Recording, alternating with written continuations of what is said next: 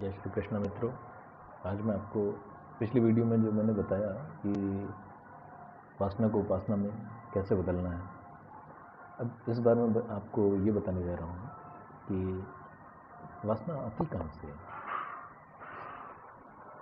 तो मित्रों, मैं ये सब अपने अनुभव के आधार पर ही बता रहा हूँ। जो मैंने फील किया है, जो मैंने अनुभव किया है, उसके आधार पर मैं आपको बता रहा हूँ ये चीज़ें कि वासना विषय से उत्पन्न होती है। विषय से यानी विषय मतलब ये कि जब हम किसी चीज़ को देखते हैं तो उसके प्रति हमारा आकर्षण होता है, उसी को विषय कहते हैं। कोई भी चीज़, कोई भी ऑब्जेक्ट, वो हमारे लिए विषय है।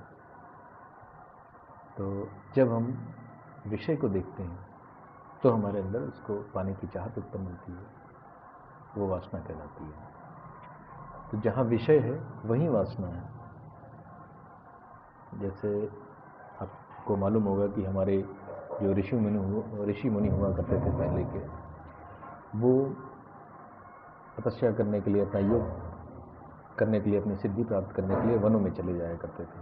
इसका रीज़न यही है कि जब आप चीज़ों को देखेंगे तो उसके प्रति आपकी आसक्ति जागृत होगी। ये स्वाभाविक है, ये होना ही है। तो जहाँ आप किसी के प्रति आसक्त हुए वो आपकी वासना है। जो आपका योग है, जो साधना है, वो पूर्ण नहीं हो पाएगा। इस वजह से ऋषि मुनि चले जाते थे तपस्या करने जंगलों में। और इसी संदर्भ में एक वाक्य है सुंदरकांड में, बहुत ही सुंदर सा दृश्य है जो विषय वासना को बड़े अच्छे ढंग से व्याख्या करता है उसकी। वो दोहा है, ये है, सुनहु मात मोहि अतिशय भूखा, लागे देख सुंदर फल रूखा। इसमें भगवान हनुमान जी जो होते हैं वो माता सीता से कहते हैं कि माता जी, मैं बहुत दूर से आया हूँ और मैंने जो है अभी तक कुछ खाया पिया नहीं है, लेकिन इन सुंदर सुंदर फलों को देख करके मेरे अंदर इनको खाने की चाह उत्पन्न हो गई है, यानी इनके ऊपर मेरी आसक्ति आ गई है।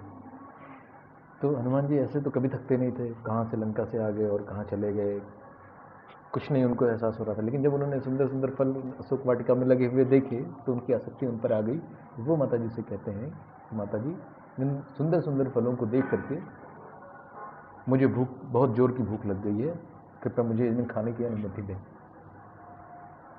तो माता जी ने कहा कि ठीक है, आप श्री राम प्रभु को अपने हृदय में बसाकर आप जाइए, इन फलों को खाइए। तो जैसा कि मैंने आपको पहले भी बताया था कि श्री राम भगवान को अपने हृदय में बसाने का मतलब ये है कि आप उनको अर्पण करके, उनका ध्यान करके, उनका नाम लेकर के आप उन फलों को खाएंगे तो वो प्रसाद स्वरूप ग्रहण करेंगे आप। तो वो था कि उन्होंने फल को खाया, लेकिन वो प्रसाद के रूप में, पहले भगवान श्री राम को अर्पण करके प्रसाद के रूप में उन्होंने उसको खाया। तो दो चीज़ें इससे बिल्कुल स्पष्ट हैं।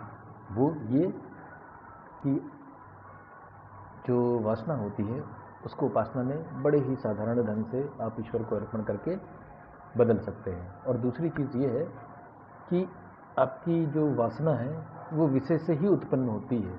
जब कोई आप विषय देखेंगे, किसी चीज़ को देखेंगे, तो उसके प्रति आपकी वासना जागृत हो जाना निश्चित है। ये स्वाभाविक है, ये होता ही है।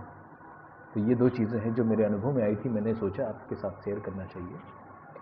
और यही छोटी छोटी चीज़ें हैं जो मैं अनुभव कर रहा हूँ, जिसको मैं आप सबके साथ आगे भी शेयर करता रहूँगा। मेरे क्या अनुभव आएंगे उसके आधार पर। तो अभी के लिए बस इतना ही। जय श्री कृष्ण।